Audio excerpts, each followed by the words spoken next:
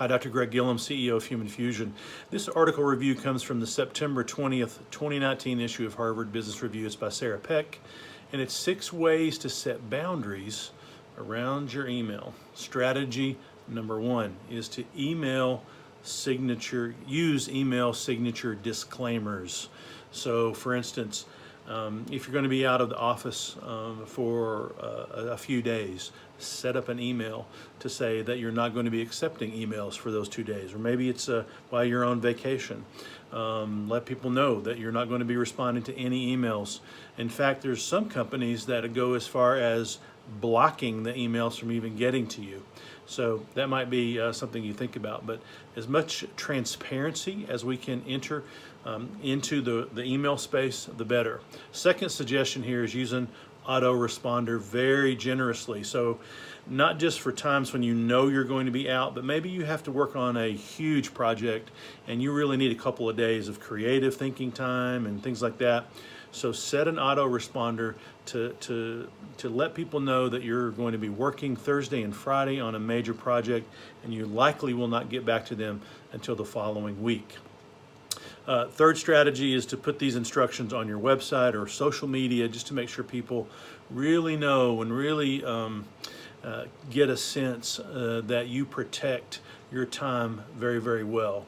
Number 4 is to tell people what request will absolutely be ignored by you. So for instance, if you're someone who gets a lot of requests for proposals and you just immediately hit the delete button when you see them, maybe put that out front. Say, hey, we don't accept them via email, and we automatically delete those types of messages. That sends a very clear signal, and eventually all those emails will kind of go away. Number 5 is to set communication guidelines for your team. So for instance, if you're adding a new member, onboarding them, or even if you're not, to set email boundaries. For instance, we don't email after 8 o'clock, or we don't email on Sundays, or whatever it might be. Just set your boundaries appropriately and make sure they're communicated very, very well. If you have specific office hours as a manager, like you're going to be in your office and responding to emails on Friday afternoon just to kind of catch up from the week, that might be a good thing to put in your signature or communicate that to the team. The last thing is to lead by example. So one of the things you can do to kind of manipulate the system is to use a service called Boomerang, which schedules your emails out. So even if you're working on an email at 11:30 at night, it won't go out until 6 a.m. or 5, whatever it might be. So it looks like you're not working all night long. The other thing is to capture emails when they're coming into your system using Inbox Pause. That's a tool that it just kind of gathers emails, and it knows you are going to check them at 2 p.m., so it then floods your inbox at 2 p.m. It doesn't clutter up your inbox.